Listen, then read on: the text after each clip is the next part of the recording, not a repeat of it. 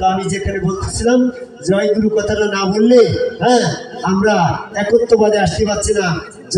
জয় কথাটা সূরা আল ফাতহির 1 নম্বর আয়াতে বলছে ইন্না ফাতাহনা লাকা ফাতহান মুবিন, নিশ্চয় হে মুহাম্মদ তোমার জয় হোক, তোমার আরো জয় হোক, মহা জয় হোক।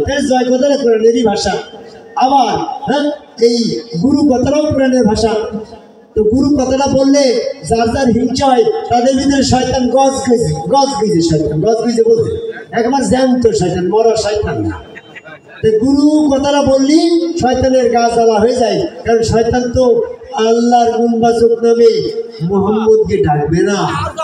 এই জন্য আমরা জয় গুরু বলি আর আদম সেজদা করি আর চুলদানি মোজ রাখি, কোরআন মোতাবেক সঠিক পথে থাকি, এরকমই একটা মনোভাব নিয়ে আমি আমার সকলকে আহ্বান করে মুরাদ বিন আমজাদের কথা শোনার অবকাশ দিয়ে আমি আমার কথা সংক্ষেপ করে দেব। আল্লাহ